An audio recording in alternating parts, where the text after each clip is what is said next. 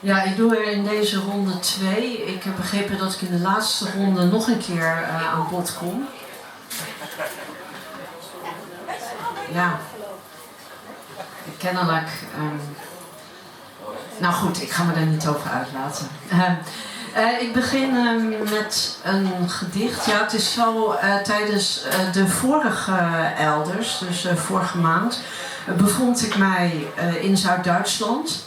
En langs de snelweg van Karlsruhe naar Basel heb je een autobaankeertje.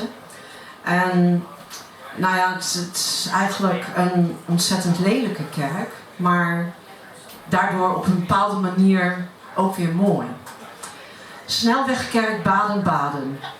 Het avondlicht van glas vlamde, zwart geblakerde gestaltes rond het doopvont. Ergens was een barbecue aan de gang. Pleisterplaats van tijdelijke passanten. De lucht was van beton. Tussen biddenden en lichtzinnigen. Er is schoonheid in het kijken, maar alleen tegen jou stotter ik, omdat de schepping onbegrijpelijk is. De muze vermoeid vluchtend in de schemering, als alles mij laat zitten met dit gedicht vol horten en stoten. Maar juist als deuren en valluiken opengaan, moet je alles afgeven wat je dacht als lucht te bezitten. Er is alleen de last van het ogenblik, de molensteen om de nek die Sint Christofor dreigt te verdrinken. De reizigers die in kerken en kathedralen niets dan de postmoderne ruis ervaren van hun gemotoriseerde gedachten. Niets van wat je bezit is van jou. Wat is vastgenageld vervloeit. Wantrouw het dralende verwijlen. Laat de volgende stap tot troost zijn. Wegsnellende handen houden geen gebed vast, maar openen zich in het wensdenken. En deze is voor mijn tweelingziel. Over mijn tweelingziel ook. Je bent rijzig als de lange Jan. Zelfs grijs staat je goed, hoewel je het liever ravenzwart hebt.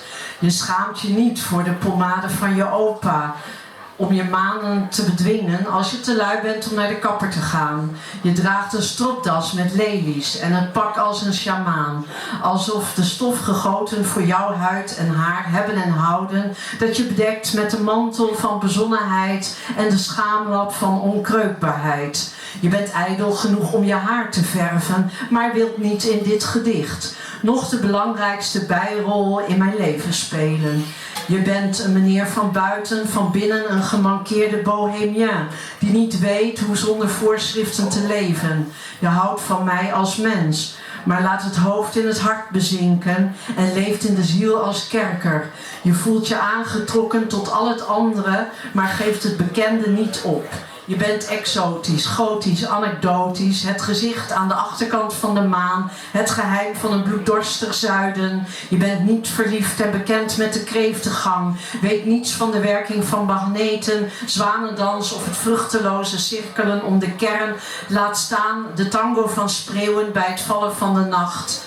En wilt van mij niet dansen leren. Je beroept je op de verte, de onoverbrugbare afstand. Je wilt de wereld redden, maar geeft niet thuis. Je durft mij niet in de ogen te kijken, uit angst daar iets aan te treffen dat op jou lijkt.